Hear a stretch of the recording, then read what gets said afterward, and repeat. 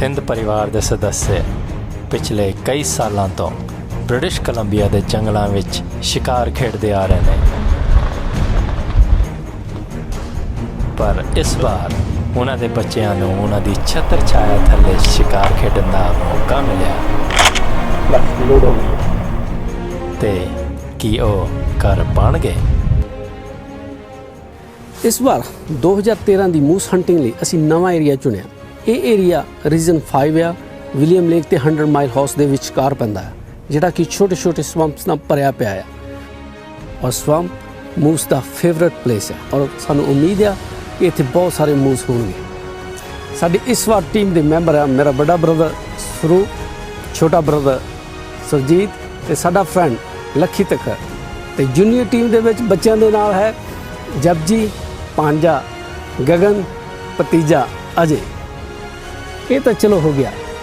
पर real action अजे बाकी है।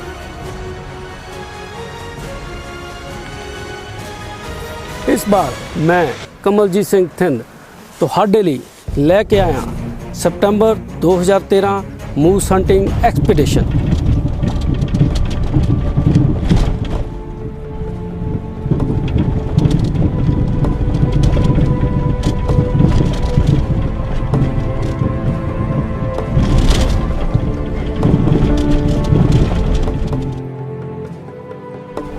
सामने खड़ा देखता देख लिया ना, ये हुंदा तो स्पाइक्स भी ओए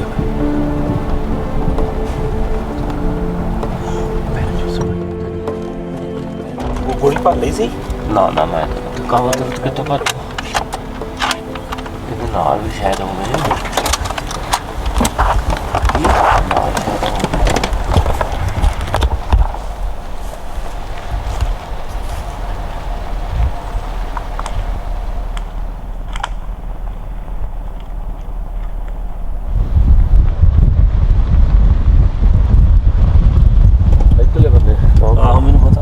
खड़ी है यार, हैं खड़ी है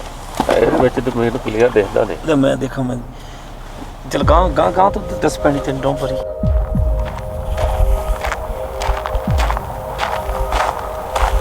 देखी तितर शेट राइट है बड़ी गेम है इत्थे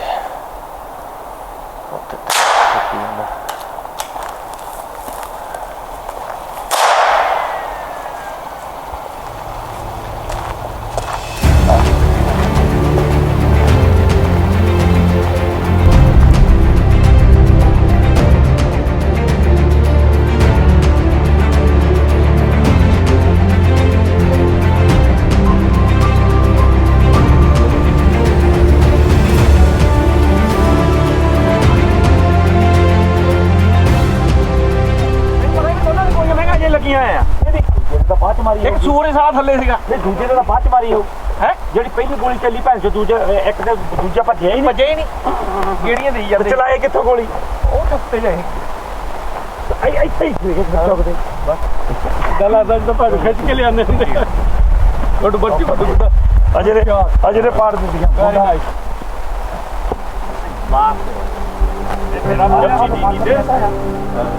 तेरा मारा लग रहा ओह ये तो बहुत तगड़ा भाई। ओ बल्ले बल्ले बल्ले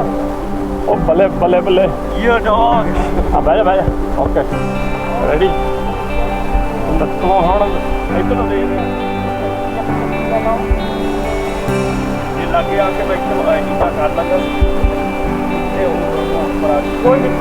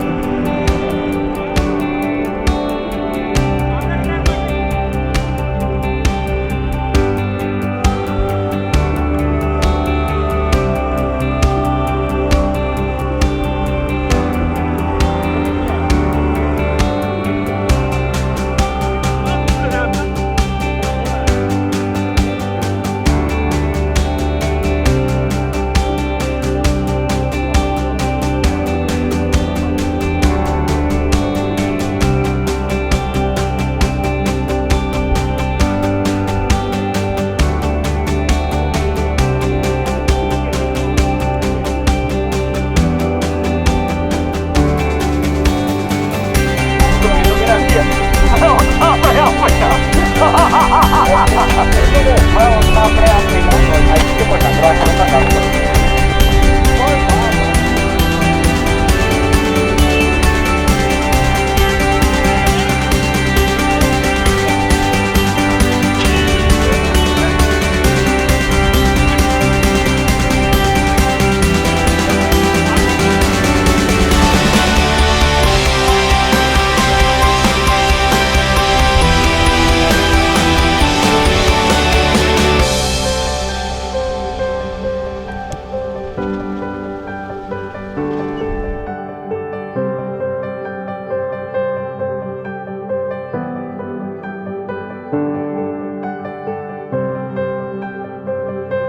I shot this.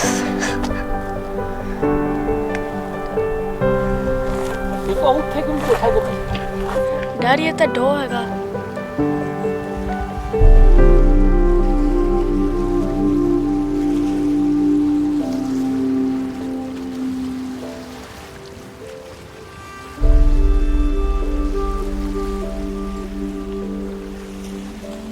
My dad spilled water.